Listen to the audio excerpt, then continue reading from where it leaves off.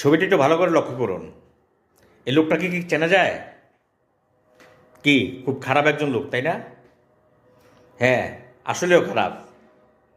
উনিও বাংলাদেশের অন্তর্বর্তীকালীন একটা সরকার প্রধান ছিলেন, যার নাম ছিল ডক্টর ফখরুদ্দিন আহমেদ সাহেব। ওনার শাসনামলটা এতটাই খারাপ ছিল, ওনার শাসনামলটা কিন্তু খুব একটা কম সময় ছিল না, প্রায় 2 বছরের কাছাকাছি ছিল। আর ওনার শাসনামলের সময়টা এতটাই খারাপ ছিল যে দেশের দ্রব্যমূল্যের কোনো ঊর্ধ্বগতি ছিল না। নিম্নবিত্ত মানুষের যাদের পরিসীমার ক্ষমতার ভিতরে যাদের ইনকাম ছিল, তাদের কোনো ভিতরে কোনো হাহাকার ছিল না। আইন প্রশাসন সব কিছু ছিল তীরের মতো সোজা।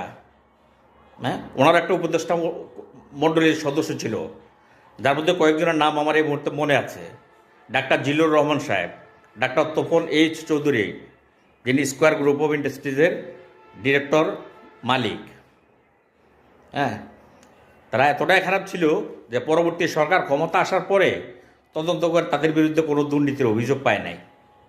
উনি প্রমাণ করে দিয়ে গেছেন দেশ শাসন করার জন্য, দেশটা একটা স্টেবল অবস্থা আনার জন্য নোবেল বিজয় হওয়ার দরকার নাই। একজন ডক্টর হলেও, একজন গভর্নর হলেও সেটা করতে পারে যদি তার সদিচ্ছা থাকে। আমরা জাতি হিসাবে ওনাকে কদর করতে জানি নাই। যদি ওনাকে কদর করতে জানতাম তাহলে 16 বছর পর আমরা এই লোকটাকেই আবার খুঁজতাম। ওনার সম্বন্ধে একটা কথা বলবো, স্যার আপনাকে স্যালুট।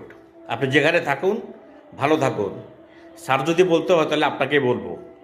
আপনি প্রমাণ করে দিয়ে গেছেন দেশটাকে একটি স্টেবল অবস্থা আনার জন্য, একটা নির্বাচিত সরকারের হাতে ক্ষমতা প্রদান করার জন্য, হ্যাঁ, নোবেল বিজয় কিংবা জাতিসংঘের মহাসচিব হতে হয় না।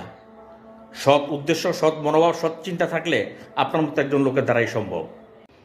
আপনার শাসনামলেই আমরা দেখেছিলাম অভিযোগকৃত কোনো আসামি যাকে সকালে রিমান্ড মঞ্জুর করে বিকেলবেলা তাকে থানা থেকে ছাড়িয়ে দেওয়ার নজির আমরা দেখি নাই।